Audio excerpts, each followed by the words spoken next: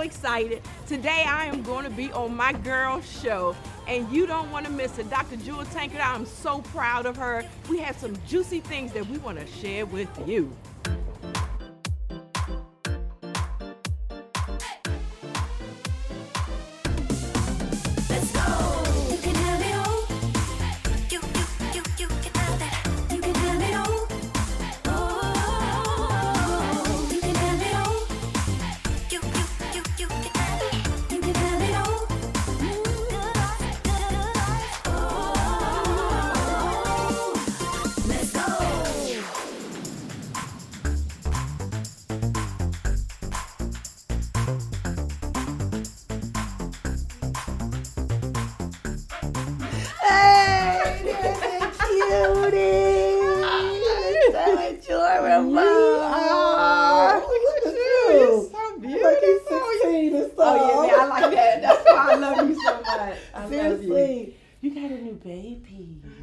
So excited. Oh, she's beautiful. She's perfect, right? She's perfect. She's perfect. Just like yours are. They're perfect, right?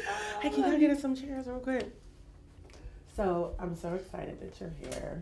This is adorable. Did Tam do this? No, but she has good taste. I buy from her all the time. Oh yeah, that's like gorgeous. Mm-hmm. So I'm excited you're here. Okay, come on, let's sit down. Okay. So you know, this is so crazy because me and the team were talking about like everything you got going on, which it is kind of funny because they was asking and I was like, you know, I really consider you big sister, great friend, all of that.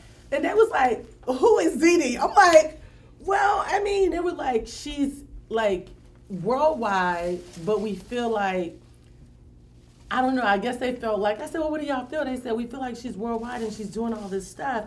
And it just came out of nowhere. That's funny. Because I'm trying to figure out who Dee Dee is, too. Well, because I think most people knew you just from, hey, I'm Pastor Mike's wife, which is amazing. I love that. But now they're like starting to see like this whole evolution of this amazing woman that's coming to the forefront, that has her own voice, that has her own opinions, which I think you've always had your own voice. And I feel like you always had your own opinion, because that was one of the things that I'll never forget when I first married Ben. You was like, remember, you might need to pull his coattail on some stuff. And I was like, yeah. And so I kind of felt like you had your own voice and opinion then, even being, you know, Mike's wife. But I think that obviously it's like on a whole nother level. So where do you think like all this momentum, like, where it came from, right? You know, this is really a great conversation, and I think it's a great conversation for women, period, to have. But I believe that because I was faithful in serving my husband and his vision and what God had called him to do for that season, I believe God has, I don't like the word so much, but elevated or have exposed who I am to others. Yeah, that's good. You understand? The Bible talks about when you're faithful over that which is another man's, then God will give you your own. And I believe that we're in a season where women are rising to the top and to the occasion, and God is not using just my voice, but women in general. Right. Just, you know, like yourself. Yeah. I mean, like, who is Jewel? It's like you just married Ben last week. I know. And now you famous. He put me down. He put me down. Yeah. And so because we're connected to such amazing men, and we have served them faithfully, right? Absolutely. You know, without any challenge, without any rebuttal, like without any contention, if you will. Like, I'm not jealous of what my husband was doing, but you got some relationships that are like that. Yeah. And so because I just humbled myself and was faithful to the vision, I believe God said, hey, look, now I have something in you that I want to use to show the world to say, this is how it can be done. Did you see yourself doing all the stuff that you're doing? I never saw myself doing any of this, which is so amazing. Wow. I'm shy. You heard me always say that. When you say that, I'll be like, girl, hilarious. No, I think I I learned to be shy. I learned to be quiet. I was taught to not speak up. I was taught. Wow. So, okay, let's talk about that. Yeah. Who do you feel like taught you that? My mom. My mom, like growing up, because I mean, she was just like a few years out away from slavery herself, you know? And so she's very, you know, withdrawn and quiet, and her demeanor and disposition is just one that's not as forward. And so you learn it. You know, we tell you that you can, you know, teach a person to do something, but more is caught than taught. And so I watched her not speak up. I watched her not having a voice. I remember going to school, Jewel, and I would have an issue with the teacher, and my mom would tell me, hey, you just sit there and be quiet. She's in charge. You know, you're there for an education. Well, I'm like, no, I need somebody to fight for me. But I was never taught that. And so not until I got married, Mike was the one who really taught me how to use what God had given me. Oh, wow. Oh, yes, absolutely. Like talking to you and looking you in your eyes, that I did this. Wow. And my husband used to say, and I couldn't stand it, he used to say, who you talking to? I'm like, you know who I'm talking to. Oh my gosh. And so how is your mom doing with this new Dee Dee? She loves it. She loves it. I mean, next to Mike, I call her my #1 fan. Wow. I mean, she's always pushing and encouraging, and she's Do you right think it's there. helped her find her voice? Through me, because she still isn't as vocal, you know, as it relates to herself. Yeah. But it's good. You know, she's lived a great life. Yeah. And I'll speak up for her. Right, yeah, you know, absolutely. If there's an issue at this point, let me handle it. Yeah, exactly. But I mean, she's excited about what's happening. And I think it's just the time that they grew up in. It's kind of the same thing. Saw my mom not really having as clear or just a clear voice, and not really trusting her own instinct. So I think that's powerful. Now, do you feel like before you came out, when you were kind of just in ministry, do you feel like your voice was as strong just in ministry, but people didn't hear it outside, or? I don't know. I think we're always evolving. Yeah. You know, I think my voice was what it was then. Okay. But the more confidence, and the more word, and the more identity that you develop, you become a little stronger in your voice. Right. More confident in your voice. And so I think I have evolved over time. Okay.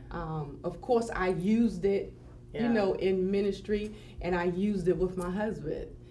But I was more that meek woman, that controlled strength. And I still have that. Right, sure. But it was a little, I would say, unbalanced. Okay. Unbalanced how so? Well, I withdrew more opposed to coming out more. Got it. Okay. You know, it should have been some equality. Right. Do you think that you will... Like, let's just, so because the Dee Dee that I've always seen, I felt like, because I was one of the things that I think that I was kind of like, when I realized you were like called to ministry, that I was like, I can't do that, like, whole, I'm not going to say nothing. Like, if I'm not happy, if I don't like something, if I feel whatever, like, I'm going to speak up. And you honestly were one of the first role models for me coming into ministry, where I was like, okay, now we can do it. Because I felt like you was, you know, I was like, oh, she fine, she slay, and she loved Jesus. But I always felt like, just from the outside looking in, that you had a voice. Absolutely. Okay. Absolutely. Yeah. And all of that is perfectly fine. But what I learned in marriage is that I had to know timing to use my voice. Right. You understand? Good. Yeah. And most women, they just want to say what they want to say. Well, I want to be heard. Right. And so if I want to be heard, I got to play the game. Right. And it's sad, but you know, it's like, when is the right time to say what you want to say? Yeah. And that's just me. And when you came along, I was developing a little better. Yeah, you was bad. You know? I was like, oh, she bad, so I can do that. That's good. Did you have other women you think in ministry that felt like you were becoming too much? Did you have anybody kind of say, hey, you need to back up a little bit? Or did you not experience that? No, I never experienced that. That's good. Not in front of me. Okay. You understand? I don't know what people say, and I really don't give much attention to the naysayers. Right. But I've never had that because I'm not, I'm assertive, but not as assertive. Right. You understand? I'm not cocky with it. Right, yeah. I believe when you do it and God elevates you or God promotes you, then it's a grace and nobody can really say anything. I'm not running for anything. Like I said, I never knew that this would even exist for my life. Wow. I just wanted to just be in the back, let me handle back scene things. And now for God to use me, I never even wanted to talk in front of people. Wow, girl. Like, it's so funny when you tell me that because you're like the perfect people person to me. And always so much fun. So whenever you be like, I'm shy, I'll be like, I can't. I just can't. It'll compute. I know it doesn't even go. It's so oxymoronic. I know it doesn't go together. Have there been any challenges with this process of evolving, or do you feel like it's been pretty sweatless? It's been sweatless in the sense of it hasn't been like an overnight thing. Right. A lot of people will look at me now and say, oh, this just happened overnight. Yeah. Well, for me, it's been a process. Yeah. It's been gradual. Yeah. It's like if God was to tell you, you would be where you are today. Yeah. Years ago, I probably would have ran and said, no, I won't. Right. But God is so methodical, if you will. So I want to say slick with it. Real slick with it. He'll put you on a stage and you don't even know how you got there. It's like you've been taking steps towards it. Yeah, for a long time. And then when you look up, you're like, hey, how did I get here? Exactly. So I haven't had any of those challenges. The only challenge that I have had is that, like, I've just finished school, and I know, which has been an awesome thing. Yeah. But what I realized that for 9 years straight, I was in school, and I was developing who I happened to be and the things of God and what God had called me to do. But at the same time, I allowed my husband to develop his own life. So now he's developing something and I'm developing something. So now school is over. And we're looking at each other like, who are you? Wow. Because we had begun to develop our individuality by doing our own thing. Right. Like whether it's, looking at social media or on television, studying. Yeah. Whatever, riding his motorcycle, and I'm in here doing papers, and he's looking like, okay, now you want my attention, school is over. I'm like, yeah, come back. That's right. But it's a beautiful thing. It is a beautiful thing. And you don't realize that that's what's happening. Wow. And so if I've had any challenge in that, it's that part. That's what I probably would try to get somebody to balance out a little more. But I mean, it's no issue. Yeah, but I think it's beautiful because I think if we lose our individuality, that's what like attracted us to that person.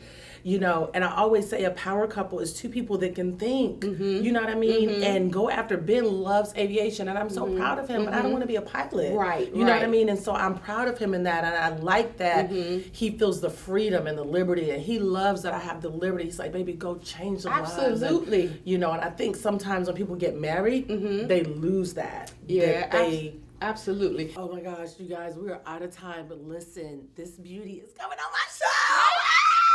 So make sure you come right back after this commercial break. This is your place of influence and change, hope and faith. Your place of daily transformation. The hour is now to shine our light. Together, let's grow. Find hope and elevate your faith. Reveal and step into your purpose. Impact your world today. This is your moment. This is your Impact Network. The Impact Network's bringing you a collection of new content through its lifestyle content partner, RL Urban. Watch engaging programs sure to positively impact your everyday life. Experience empowering and entertaining conversations curated just for you. From finances, family, business, health, travel, talk, and more. Find your balance between spirit, mind, body, and soul on Impact's Lifestyle Block, presented by RL Urban.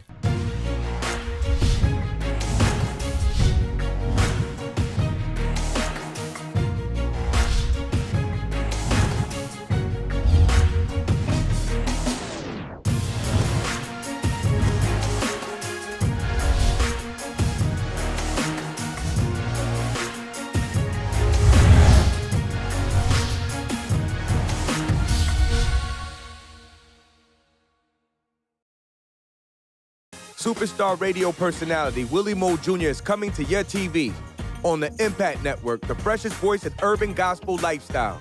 Check out Willie Moe Jr. on Impact as he inspires, uplifts, and empowers with some of the biggest names in faith and entertainment. Also, checking the Impact Network social media for Willie's words of wisdom. Willie Moe Jr. and the Impact Network together.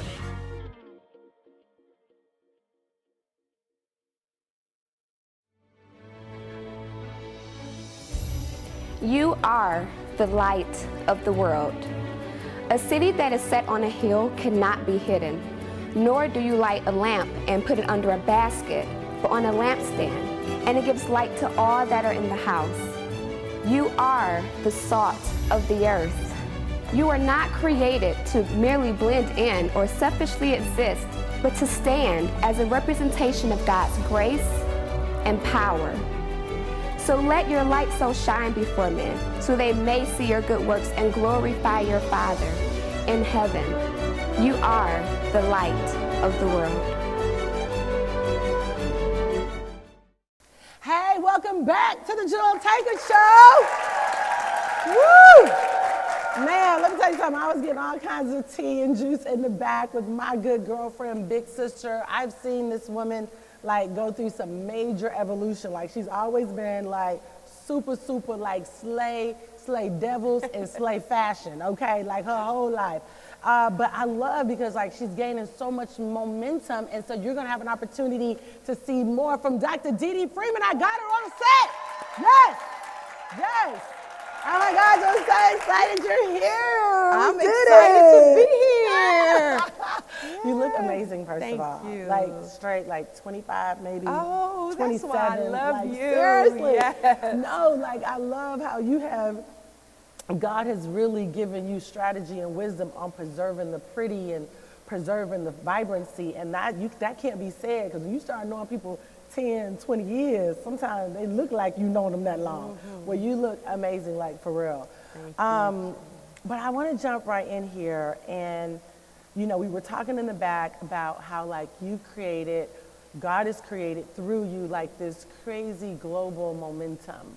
Like I feel like people knew you, they knew you as being like a pastor's wife, a mom, you know, and now it's like motivational speaker, empowerment speaker, talk show with other women, like with an all Caucasian cast on top of that. Okay, that's a whole nother situation. And God's Glamorous Girls, like you're doing a lot of different things. So how would you describe, like, what would you say, who is Dee Dee Freeman? Wow, that's what I want to know too. That's what I asked you in the back.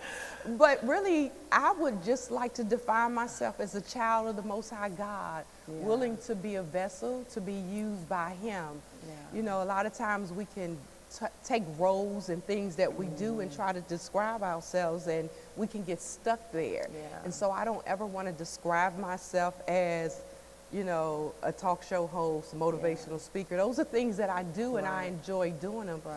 But the things that I pride myself in as being a child of God, being Mike's wife, and being Brittany Breland and Joshua's mom, and of course a grandma. You know, I got 6 beautiful grandkids, and so those are the things that I would say that have allowed me to be where I am today. Yeah. Because I was faithful in those areas and diligent in those areas. Right. I believe God now can use my voice to, you know, impact so many others. Yeah, for sure, for sure. Do you feel like so during those times, raising your children, just being 100% ministry, do you ever feel like it was a sacrifice, or did you feel like, no, I'm good? No, I was good. No, I tell you this all the time. Like I told you in the back, I'm shy. Y'all believe that?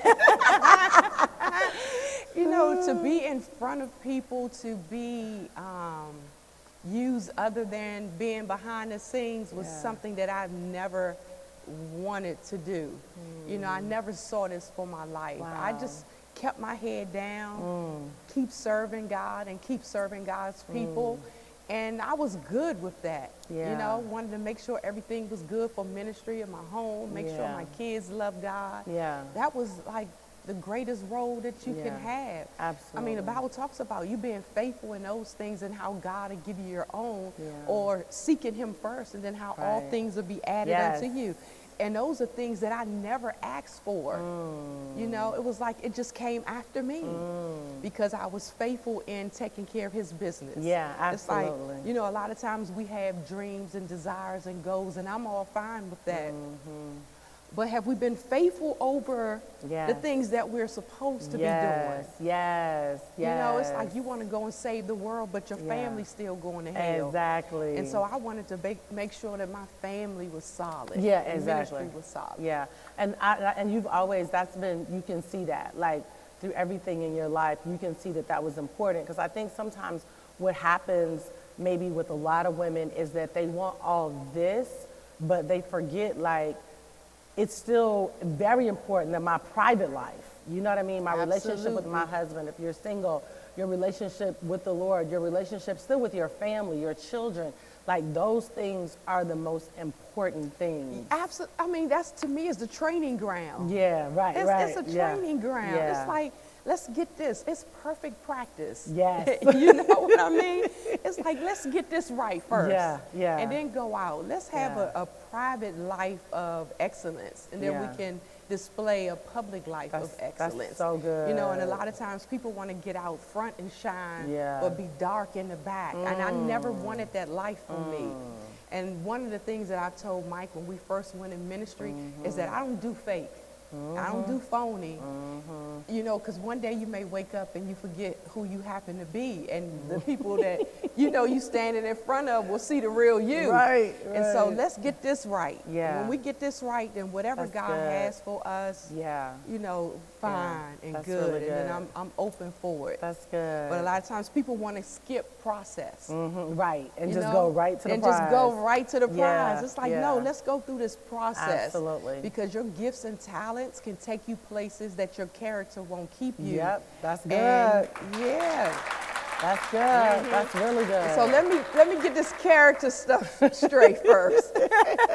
Exactly. So let me ask you this. How, because you have had such a huge evolution, and which is great, right? But sometimes because your husband maybe got used to you in one particular aspect, was there any challenge when he first kind of started seeing you like come to the forefront and more opportunities to speak and more opportunities to maybe be away traveling or doing this, that, or the third? Like, was that a big adjustment because it wasn't your norm? It was a big adjustment. It was never a problem like, oh, I'm jealous or I don't want you to go or let me, you know, dull down your shine. Right. It was never that because he saw my faithfulness in serving him. Yeah. And he is like one of my biggest pusher. I call him a pusher man, you know. I mean, really, because he always pushes me to the front and saying, go, you can do this. That's awesome. And ask if this is a problem or if this ever becomes a problem with you. Yeah. I think those are conversations that you should have. Yeah, that's good. You know, because we can assume, oh, they'll be good with it. No, I'm not going to assume that. Yeah. I've been doing this for 35 years with this same man in marriage, you know, and like, I know him. Yeah. He's used to having me. Right. And so I had to have that conversation. Yeah. Like, if this ever becomes a problem, I'll stop. Yeah. Because God has called me to do this first. What do you say to the woman who wanted to do more, but her husband actually did tell her no to everything? They've been married for years and years, and he can go out and fulfill his dreams, but he's not supported her, because you're blessed that you have that. Yeah. I'm blessed that I have that. But I get that a lot, and I try to make sure that my heart is even more sensitive because everybody doesn't have that. I would gather to say there's probably a good percentage that don't have that. What would you say to that woman that is like, you guys, I'm so happy for you. That's great, but my husband cusses me out if I try to do anything, or he tries to sabotage. Like, what would you say to her? I would tell her to seek counsel. I would tell her to take her and her husband to someone to sit down, somebody that he honors, someone that he respects, because I'm not a rebel. Yeah. I'm not going to tell you to do something that's going to mess up your house. Right. And I don't personally believe that God would call you to do something that would destroy your home. Right. You understand? I've always been faithful to that relationship first, and that's how I believe. You know, I think a lot of times people think it's too late. It's too late to, you know, get up and do what God has called you to do, you know, or at a certain age they think it's too late. Like me, I'm thinking I'm at this stage in my life where I should be able to sit back and enjoy the young people and just say, praise God, go baby, do your thing. But here I am, 56. Yeah. Girl. 56. I know. So fine. Yes. And now, but the Bible talks about how God will cause you to flourish in your old age. You know, not old is a state of mind, of course, but if you stay faithful, it'll never be too late for God to elevate or to expose your gift. You got me? Absolutely. So just stay faithful in that position. Yeah. Keep your heart right. Right. Because then you obligate God to open up opportunities for you, and you obligate God to minister to your husband. Yeah, that's you good. got me? Yeah. Because the Bible talks about two agreeing on earth. And I found out when I began to agree with Mike in the earth, then anything Everything I asked started God, happening. everything started happening. And of course, his heart was yielded and his heart was sensitive. And so I like what you said. If a woman is dealing with that, go and get counsel. Yeah. Go and let somebody talk to both of you, because I want to see more men and women be able to fulfill their God-given assignment without having somebody insecure. And a lot of times, counseling can kind of help that. We're almost out of time. Listen, this woman was phenomenal. Let's give it up for her. I want to thank you guys so much for watching today, and we'll be back later. Remember, you can have it all.